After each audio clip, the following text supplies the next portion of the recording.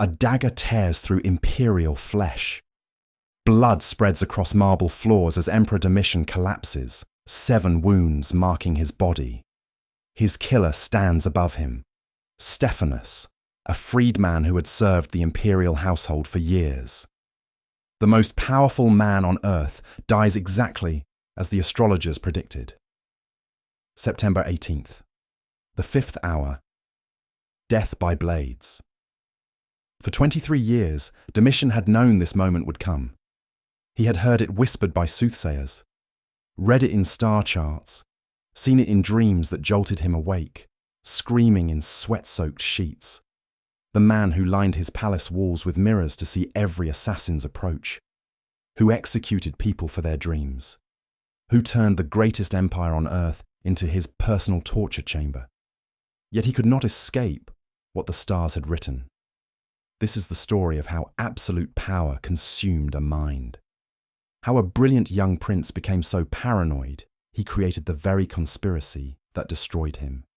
To understand how Domitian became the monster who died in those mirrored halls, we need to go back to where it all began. Back to a lonely childhood that shaped a future tyrant. Rome, October 24th, 51 AD. Domitian enters the world as the 3rd son of Vespasian, a minor provincial administrator drowning in debt. While his older brother Titus receives court education alongside the emperor's son, Domitian grows up in relative poverty. His mother dies young. His father and brother spend years abroad on military campaigns. The boy who would one day rule the greatest empire on earth learns his first lesson. He is alone. When civil war erupts in 69 AD, 18-year-old Domitian watches Rome burn. His uncle Sabinus dies defending the capital. Bodies litter the streets. Blood runs between cobblestones. Then everything changes. His father Vespasian seizes the throne. Suddenly, the forgotten son becomes imperial prince. For a brief, intoxicating moment, Domitian tastes absolute power. With Vespasian fighting in the east and Titus in Judea, the teenager effectively rules Rome. He makes appointments, commands armies, issues decrees. The senators bow before him. Citizens cheer his name. Then his father returns. Vespasian strips away Domitian's authority without ceremony. No explanations, no apologies. The young man who had commanded legions becomes a ceremonial decoration. Titus, the golden son, receives real power. Tribunician authority, military commands, the adoration of crowds who call him the delight of the human race. Domitian gets titles without substance, consulships that mean nothing, honours that fool no one. For 11 years he watches from the shadows as his brother builds monuments with Jewish war spoils, as crowds roar approval in the Colosseum, as historians praise Titus for his mercy and wisdom. The forgotten son learns his second lesson. Talent means nothing if you were born second. September 13th, 81 AD. Emperor Titus dies suddenly after just 2 years on the throne. His final words echo through the palace. I have made but one mistake. Some whisper the mistake was trusting his younger brother. Others claim Domitian poisoned him. Within hours, the Praetorian Guard proclaims Domitian emperor.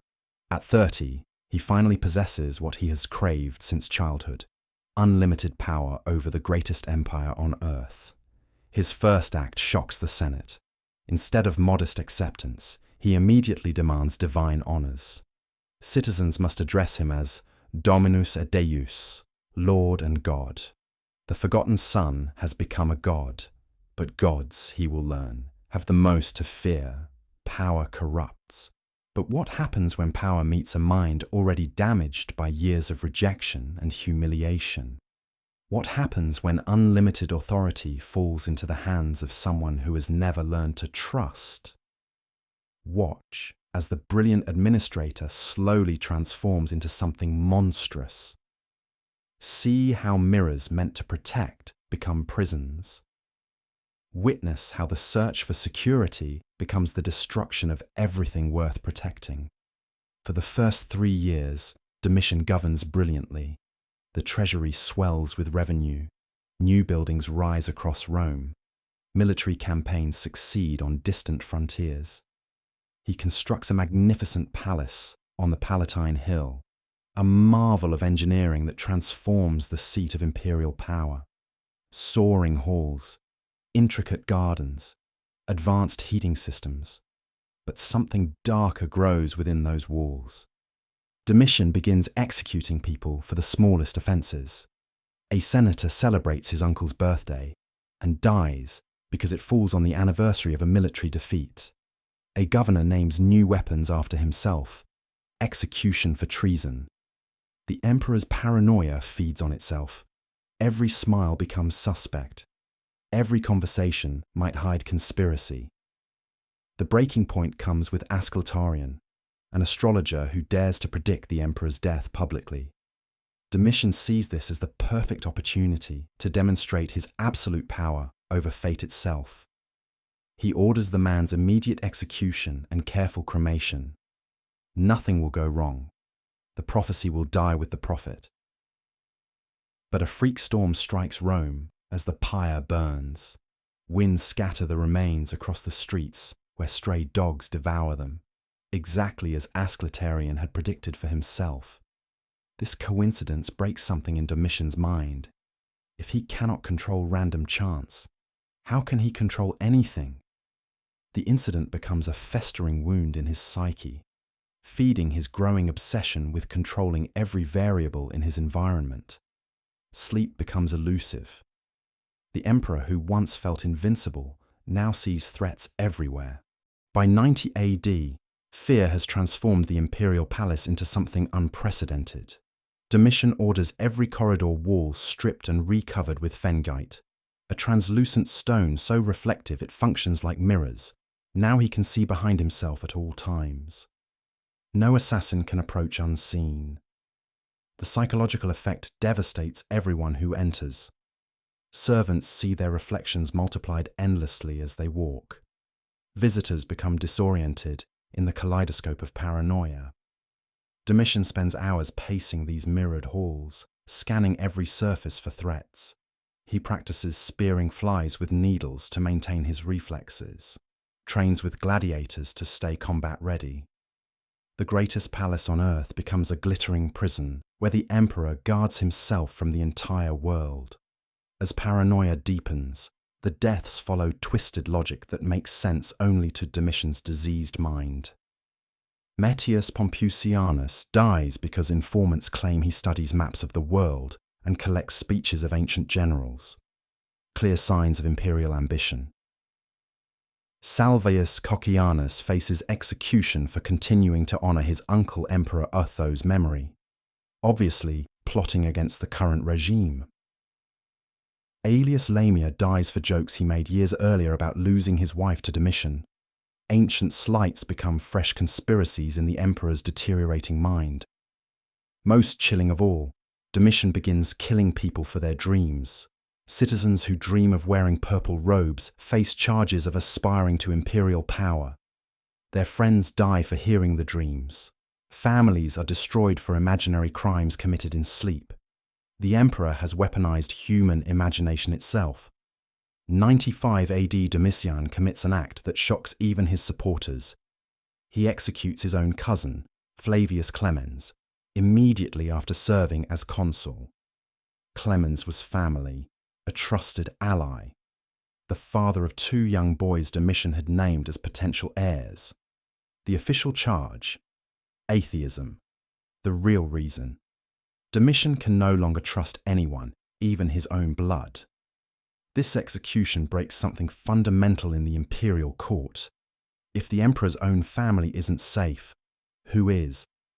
The final conspiracy begins that very day. September 96 begins with 8 consecutive days of lightning striking imperial buildings. The palace takes direct hits. When a storm tears an inscription from Domitian's triumphal statue and hurls it onto a nearby tomb, even the emperor sees symbolic meaning. but the real omens are psychological. Domitian stops sleeping entirely.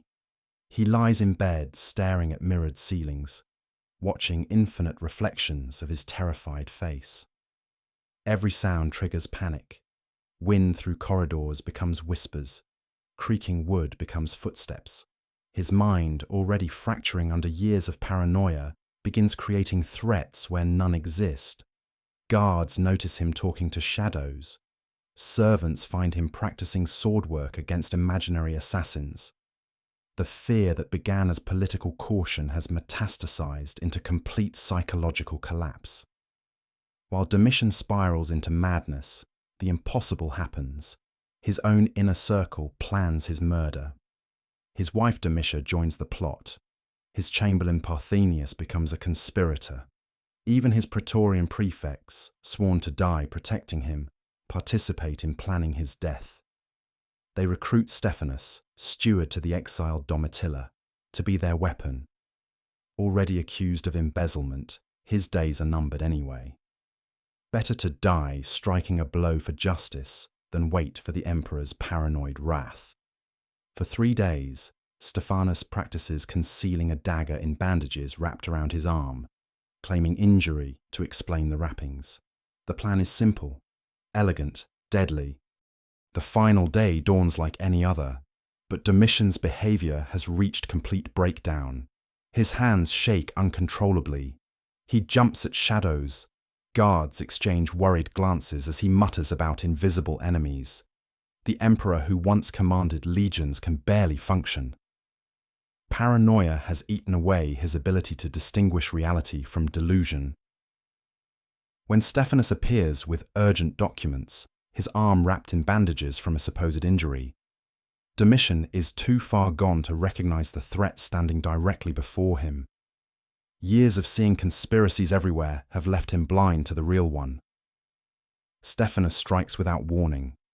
The dagger, hidden beneath bandages, tears through imperial flesh with surgical precision. The emperor, who spent years preparing for this moment, is caught completely off guard. His paranoia, which should have protected him, has instead created the very conspiracy that destroys him. Even wounded, Domitian fights back with desperate fury. His hands close around Stephanus's throat. His fingers claw at the assassin's eyes. The skills he practiced with gladiators, the reflexes he honed spearing flies, all unleashed in a final futile struggle. More conspirators burst through mirrored doors. Maximus, Satur, Clodianus, men who had served him faithfully for years until his paranoia made loyalty a death sentence. 7 wounds mark the end. The most powerful man on earth dies, not at a prophesied hour, but at the moment his own fears finally caught up with him. The palace falls silent. Blood pools on reflective marble, creating crimson mirrors that show the ceiling instead of threats. Servants who have lived in terror for years stand in doorways, barely believing it's over. The kaleidoscope of paranoia has finally stopped spinning. News spreads through Rome within hours. The Senate celebrates openly. They vote immediate damnatio memoriae, erasing Domitian's name from history itself. Statues are smashed. Inscriptions are chiseled away. The mirror emperor becomes nothing more than reflected light, here one moment, gone the next. Nerva becomes emperor the same day. The Praetorian Guard, who had feared for their own lives under Domitian's paranoia, welcome the change. Today, you can visit the ruins of Domitian's palace on the Palatine Hill. The mirrors are long gone, replaced by tourists and information plaques. But if you know where to look, you can still see the scars on ancient walls, where absolute power devoured itself. Domitian spent 15 years building the perfect fortress against betrayal. Mirrors to see every approach, informants to hear every whisper, executions to eliminate every threat. But paranoia is a poison that kills from within. The more he feared conspiracy, the more he created it. The more he destroyed trust, the more people plotted against him. He didn't need astrologers to predict his fate. His own actions wrote his death sentence. In the end, the man who trusted no one discovered the ultimate truth about power. When you make everyone afraid of you, eventually someone becomes desperate enough to act. The Mirror Emperor got exactly what he created, a world where his death was the only solution to everyone's fear.